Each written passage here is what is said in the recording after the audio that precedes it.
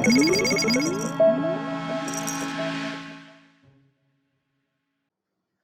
আমি কথা বলবো হচ্ছে ব্র্যান্ড অ্যাওয়ারনেস এবং রিচ অ্যাডের আউটপুট নিয়ে। তো এর আগে আমি আপনাদেরকে দেখিয়েছি একটি ব্র্যান্ড অ্যাওয়ারনেস অ্যাড এবং একটি রিচ অ্যাড। সেটার মধ্যে আমি অডিয়েন্স সেট আপ একই ছিল সবকিছু, দুইটা মেসেজের জন্য একটা পোস্টে মেসেজ বাটন ছিল, সেই পোস্টটাকে আমরা প্রমোট করেছি। তো দুইটা অ্যাডেড আউটপুট আমি আপনাদেরকে দেখানোর ট্রাই করি। এই যে দুটো অ্যাড, একটা হচ্ছে রিচ অ্যাড, একটা ব্র্যান্ড অ্যাওয়ারনেস অ্যাড। আমি দেখি দুটার জন্য কি হচ্ছে আমাদের। দুটোতে রিচ পেয়েছি আমরা, একটাতে খরচ পড়েছে 1.5 আর একটাতে খরচ পড়েছে 1.8। তো রিচ অ্যাডে আমার খরচ হয়েছে 8,274টা, এখানে খরচ 7,752টা। তো খরচ কি হয়েছে আমরা দেখতেছি, ফ্রিকোয়েন্সি দেখতেছি, ফ্রিকোয়েন্সি দেন হচ্ছে ওকে। আমি একটু এই দুটাতে যাই, অ্যাড সেটে যাই, এই দুটা অ্যাড সেটে যাই। অ্যাড সেটে দুইটা অ্যাডই আমরা ঢাকার মধ্যে দিয়েছিলাম, এই দুইটাকে মার্ক করে আমি যদি অ্যাড সেটে যাই দুটা দেখাবে। তো আমি একটু পোস্ট এঙ্গেজমেন্ট অ্যাক্টিভিটি দেখতে যাচ্ছি। তো আমি একটু আমার গ্রাফটাকে চেঞ্জ করি, এটাকে চেঞ্জ করে আমি দিই এঙ্গেজমেন্ট, এখানে ক্লিক করি। ওকে, দেখুন নিচেরটা হচ্ছে আমাদের ওকে, এভাবে দেখতে পারি আমরা। ওকে, দেখুন দুইটা কিন্তু একই। ওকে, সো একটু এদিকে যাই, দেখি এটা কোনটা। ওকে, এটা হচ্ছে ঢাকা, যেটা বড় হাতের লেখা সেটা হচ্ছে ব্র্যান্ড অ্যাওয়ারনেস। আমি একটু এডিট করে দিই, একটু এডিট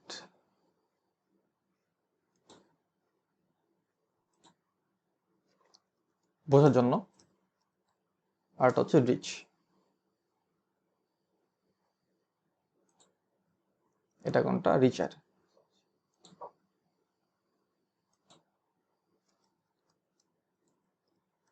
এটা বোঝার জন্য আমি দিলাম, যেন আমি কম্পেয়ারটা বুঝতে পারি। এটা হচ্ছে ব্র্যান্ড অ্যাওয়ারনেস, এটা হচ্ছে রিচ। তো দুইটার বাজেটে কিন্তু আমার ছিল একই, $2, আমার $1 মতো কেটেছে। হ্যাঁ, $1 মতো কেটেছে। তো দেখুন এখানে রেজাল্ট কমেন্টস করছে আমার একটা, ব্র্যান্ড অ্যাওয়ারনেস একটা কমেন্টস করছে, একটা পোস্ট সেভ হয়েছে, এটাতে শেয়ার হয় নাই কোনো, আবার রিচের মধ্যে শেয়ার হয়েছে। লিঙ্কে ক্লিক, তার মানে মেসেজ ওই বাটনটায় ক্লিক করেছে আমাদের 4 জন। হ্যাঁ, সো এরপরে আমাদের সেটা হচ্ছে যে 27 কস্ট পার রেজাল্ট, এটা 27 সেন্ট, 0.27।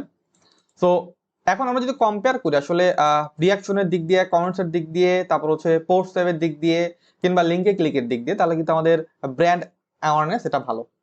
কিন্তু আপনি যদি ভাবেন যে আমার রিচ কোনটায় বেশি পড়তেছে, রিচের কথা যদি আপনি একটু ভাবেন, তাহলে কিন্তু রিচে কিন্তু রিচ অ্যাডই বেস্ট ছিল, রিচ অ্যাডটা বেশি হয়েছিল, রেজাল্টটা রিচ বেশি ছিল। তার মানে আমি যেটা আপনাদেরকে বোঝাতে চাচ্ছি এখন, সেটা হচ্ছে যে ব্র্যান্ড অ্যাওয়ারনেস কিংবা রিচ, এই দুটার মধ্যে যদি আপনি কম্পেয়ার করতে চান, ব্র্যান্ড অ্যাওয়ারনেস কিংবা রিচ আর এই দুটার মধ্যে যদি কম্পেয়ার করতে চান, আপনি রিচ দিয়ে কোনো কিছু করবেন না, আপনার রেজাল্ট দরকার, আপনার দরকার রেজাল্ট। এখানে রেজাল্টটা কিসের উপর ডিপেন্ডেন্ট? রেজাল্টটা ডিপেন্ডেন্ট আমাদের পোস্ট অ্যাক্টিভিটির উপর, রিয়াকশনের উপর, কমেন্টসের উপর, শেয়ারের উপর, এগুলোর উপর ডিপেন্ডেন্ট, কতগুলো মেসেজ বাটনে ক্লিক করলো, এগুলোর উপর ডিপেন্ডেন্ট। ওকে, সো দুইটা পোস্টে কিন্তু একটা মেসেজ বাটন অ্যাড করা ছিল, যে মেসেজ বাটন অ্যাড করা ছিল দুইটা পোস্টেই, সেন্ড মেসেজ। তো এখানে কিন্তু আমাদের এই ব্র্যান্ড অ্যাওয়ারনেসে পড়েছে 8টা ক্লিক, আর এটা পড়েছে 4টা ক্লিক। আরেকবার একটু কনফার্ম হয়নি কয়টা ক্লিক করেছিল। এঙ্গেজমেন্ট যদি দিয়ে দেখি,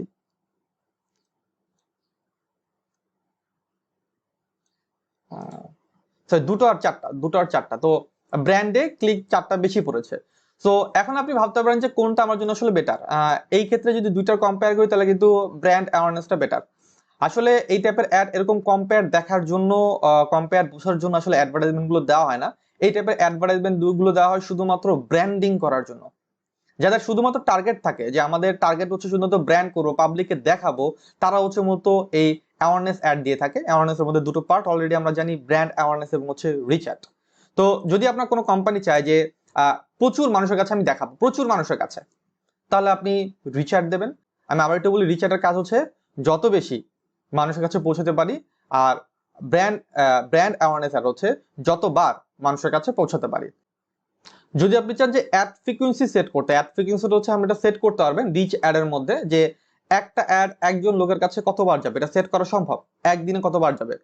সো এটা সেট করার জন্য আপনাকে প্রথমে সেট করতে হবে, এটা একটা অপশন আছে, আমি যদি দেখাই, এই যে রিচ অ্যাডে এড বাটনে ক্লিক করে আপনি এটা অ্যাড সেটের মধ্যেই পাবেন, একদম নিচে যাবেন, এখানে আসবে অপশন, মোর অপশন থেকে ফ্রিকোয়েন্সি। যদি বা এখন এটা এডিট করা যাবে না, এখন এটা এডিট করা যাবে কারণ অলরেডি এটা অ্যাক্টিভ হয়ে গিয়েছে, বাট যখন আপনি অ্যাডভার্টাইজমেন্টটা ক্রিয়েট করবেন তখন আপনি ফ্রিকোয়েন্সিটা সেট করতে পারবেন।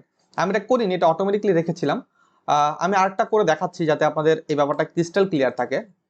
একটা ক্যাম্পেইন, নতুন ক্যাম্পেইন আমি যাই, আমি অবজেক্টিভ রিচ অ্যাড সিলেকশন করি, কন্টিনিউ বাটনে ক্লিক করি, এখান থেকে দেই রিচ অ্যাড।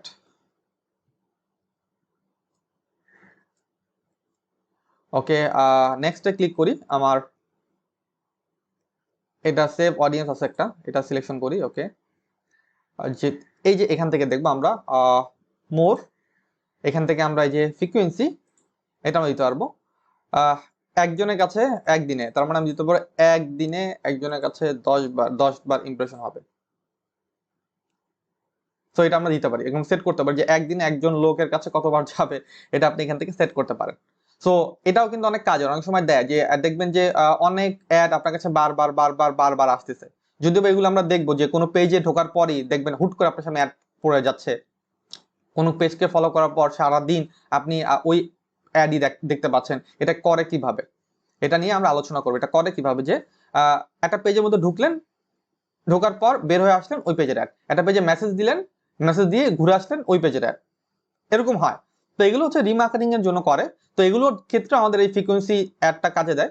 বাট আমি আবারও বলি, এই রিচ অ্যাড এবং ব্র্যান্ড অ্যাওয়ারনেস অ্যাড তারাই শুধুমাত্র দিচ্ছে যাদের মেন টার্গেট হচ্ছে আমি আমার ব্র্যান্ডিং করব, প্রোডাক্ট সেল করাই মূলত তাদের টার্গেট না। যদি আপনি প্রোডাক্ট সেল করার জন্য কথা বলেন কিংবা প্রোডাক্টটা প্রমোশনের দিক থেকেও আপনি যদি চিন্তা করেন যে আমার প্রোডাক্টটা সেল হতে হবে, আপনার ইন্টেনশন যদি এই টাইপের থাকে, তাহলে কিন্তু আপনি এই কনসিডারেশন যেই পার্টটা, এই কনসিডারেশন পার্টের এই অবজেক্টিভ গুলো সিলেকশন করতে পারেন। তো অলরেডি আমরা অনেকগুলো দেখেছি, আমরা এই ব্র্যান্ড অ্যাওয়ারনেস, রিচ, এঙ্গেজমেন্ট দেখেছি, বাকিগুলো স্টেপ বাই স্টেপ আমরা আগামীতে দেখবো, নো প্রবলেম। সো এখন আমাদের কি করতে হবে, এখন আমাদের হচ্ছে আগের মতোই বলবো, প্র্যাকটিক্যালি অ্যাড রান করতে হবে। So ready set go, practically add run করার জন্য নিজেকে প্রিপেয়ার করুন। কিছু ক্রিটিক্যাল প্রবলেম আসবে হয়তোবা, এই প্রবলেমগুলো সলিউশন করুন। লাগলে কারো হেল্প নিন, আমাদের হেল্প চাইলেও নিতে পারেন। কোনো প্রবলেম হলে, কোনো কিছু বুঝতে সমস্যা হলে নিচে কমেন্টস করে জানাবেন। থ্যাংক ইউ ভেরি মাচ এতক্ষণ মনোযোগ সহকারে আমার এই ভিডিওটি দেখার জন্য।